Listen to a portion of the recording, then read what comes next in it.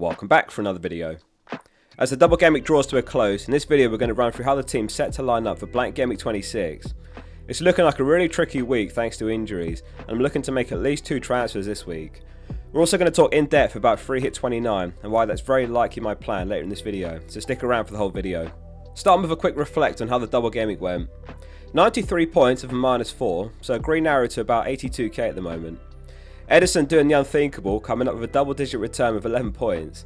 He even got a couple of bonus points in the Chelsea game despite conceding. Saliba with his 10th clean sheet of the season, no defenders got more than him.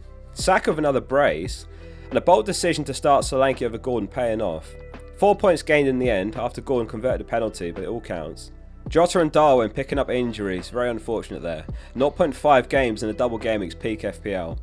Darwin not in the squad for the Luton game, and Jota's out for a couple of months injured himself. It's been one of those game weeks where many of us ended up on a red arrow despite using the triple captainship.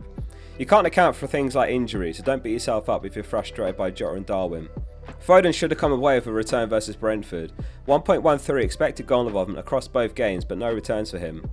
And Haaland was the biggest XG underperformer of Game Week 25, with 1 goal from 2.44 XG. Again, in FPL, the decision-making process is always important to focus on rather than the outcome. If you felt that triple captain Haaland was the best choice, then that's what's important. I certainly felt he was, and I was relieved he at least came away with a 10-pointer for 30 triple captain. The other frustration was of course Pedro Porro's injury. He was in the starting 11 instead of Estupinian, who had to start instead, and he was benched by De Zerbi in their 5-0 win over Sheffield United. So 93 points, Van Dijk left to play. Let's have a look at the team for Game Week 26. Man City are away to Bournemouth on Saturday. It's Edison in goal with Dubravka on the bench, who is away to Arsenal this week. He's been a frustrating pick at times, Edison, but all is forgiven after the double-digit return in the double. He's a potential transfer out in the coming weeks, with one eye on the double in Game Week 28. Kaminsky, or more likely Neto, joining the team.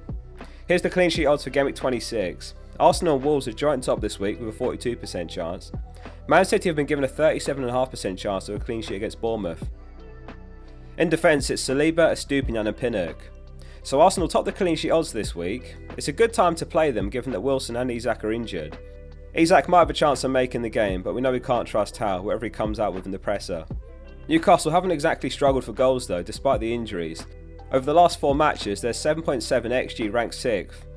If you use the scout tables, you can filter from matches rather than game weeks, which is a neat way to ensure that you're looking at an equal number of games, not skewed by a varying number of games that doubles and blanks can bring about.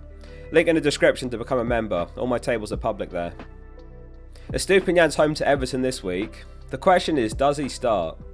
Gut feeling says that he will. He's a quality player and he's far too good to be a bench player. And the benching against Sheffield United might have been because he was at fault for Johnson's winner when they played Spurs the week before. Very common practice for lots of managers to do this after a mistake from a player. As a reminder to never switch off and no one's safe from a bench him. Either way, really going to need him this week in a blank game week. Pinnock's picked up an injury at the worst possible time. He hadn't missed a minute all season, but he's out for a couple of weeks now with an ankle injury. I was looking to take a -4 to field 11 players this week, and it's suddenly looking like a -8's on the cards. More on that in the transfer plans and which players I'm looking to bring in. The midfield is Saka, Foden, Gordon and Jota. So Jota's one player definitely leaving the team this week. Even had he not gotten injured, I would have been selling him. Klopp says he's out for months as well with a knee problem, so he's an easy sell now. No real regrets taking the one big punt on him for the double, just bad luck for those of us that had him, as there's every chance he could have done well in such a solid double game week. Arsenal vs Newcastle is going to be an unmissable match after the drama in the reverse fixture. Arsenal have really hit form recently, no one's got more than their 16 goals over the last 4 games. There's some players that are just too good to be out of form forever, you have to be patient that they'll come good eventually, and Saka's a good example of that. After that 4-match run from Game Week 17 to 20 where he got no returns, he's come good since. Since then he's got 59 points in the last 6 games, 9.8 points per game, and no one's got more over that spell. Can Foden avoid Pep Roulette? We're all counting on it with our City assets this week. He was exceptional against Brentford, he looks undroppable, but you never know with Pep.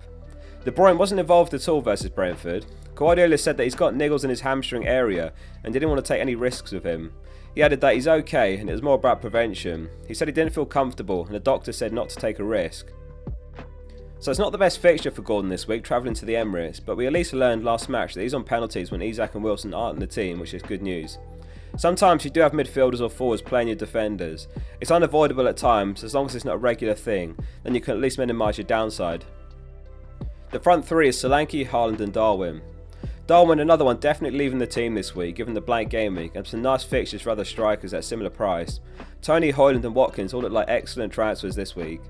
It's another case of what could have been with Darwin, getting his goal versus Brentford before coming off a half-time injured. Haaland gets the captaincy this week, Saka vice-captain. Should have had more in the double, but the points will come. He took his chance really well after Ayers slipped and he broke free on goal. The Gameweek26 points projections are very close this week, so there is an opportunity to go for a more differential captain. If you haven't watched the Players to Buy video, make sure you do after. It will be on screen at the end of the video. It would be more peak FPL if Haaland outscores his double game week score of 10 versus Bournemouth. Solanke's got the home fixture against City then. It's a bad fixture this week, but happy to have him and at least be a move ahead of those without him. He's basically essential for the upcoming double in Game Week 28, where he'll be by far the most captain player by active managers. It's an awkward spot if you've got Darwin and looking to bring in a striker though, because he does have a bad fixture this week. If you've also got Jota, then the more sensible route could be selling Jota for a mid first, and then buy Solanke in Game Week 27 when Bournemouth are away to Burnley. Areola's done an amazing job getting the best out of him. He's registered 14.59 XG this season, which only Haaland can beat among forwards. The bench is Dubravka, Richarlison, Van Dijk and Pedro Porro. So no bench this week except Dubravka, so I'll be praying to the FPL gods that everyone starts. Let's move straight on to the transfer plans and chip strategy for the coming weeks. So Darwin and Jota are definitely leaving the team for a -4 here. The two players coming in most likely being Watkins and Hwang, plus a -8 is on the cards which will be Pinnock to Gabriel. It feels like a very pivotal decision because it essentially commits to free hitting in Game Week 29, barring a lot of upsets in the FA Cup. We'll know before the Game Week 27 deadline which team's blank in Game Week 29. The alternative path I could take is buying someone that definitely plays in Game Week 29 like Bailey or Douglas Luiz. If I step back and assess my team though, currently I've got Pinnock, Pedro Porro and Richarlison are definitely playing Game Week 29. It would be 5 players who've added 2 more this week. A further 3 transfers before Game Week 29 gets me to 8. If there are a couple of upsets in the FA Cup, it could be more, but as per Ben Crennan's graphic, the likes of Estupiñán, Foden, Haaland, Ederson, Gabriel Saka, Dubravka and Solanke are all very likely to blank in my team. So that's another reason to look at Hwang, who I feel is the better pick this week than Bailey, and basically commit to free hit 29, which is a sound strategy. Another reason that free hit 29 works for my team is because if Bournemouth blank in 29, which is 85% likely, then I can still load up on Bournemouth assets for their double in Game Week 28, a really juicy home double game week against Sheffield United and Luton. I'd be looking to buy Neto, Senesi or maybe Tavernier. And lastly, if there are no upsets, then it'd be a hit or 2 to field 11 in Game Week 29. So there is potential for an accumulation of everything I've just mentioned to more than justify a free hit 29. Some of you are going to have more players definitely playing in Game Week 29, like Areola or Watkins, which is where it's more of a decision. There is potential for the -8 not to be repaid this week if I make all 3 moves, but Watkins has got great fixtures, as does Hwang, and Gabriel would be played in Game Week 27 and 28, where he can hopefully repay the -4 for him. Gabriel also affords me the luxury of bench depth if Pedro Porro doesn't make it in time for Game Week 27. Postecoglou said a couple of weeks, which could end up being Game Week 28. As far as Hwang versus Neto, it's a very close call. Neto's been the more consistent player. He has been ticking along, but largely assists. He's got 2 goals, 11 assists this season. Hwang's been the opposite with 10 goals, 3 assists. He's got a better XG this season, Hwang. Neto's got the better expected assists. Hwang might well be on penalties as well in Cunha's absence. He took one earlier in the season, though Sarabia wasn't on the pitch at the time, who's got a stellar penalty record himself.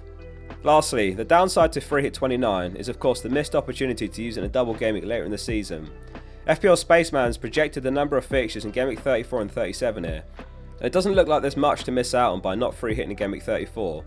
It's the likes of Arsenal, Palace and Everton at the moment who have a good chance to double him. I love triple Arsenal anyway, and Game Week 37 is a potential bench boost week, so that's another chip to use there. Hopefully I've explained that all well enough. There is a lot to think about, so rewind the transfer plan section if you need to. Thanks very much for watching, see you soon for the next one.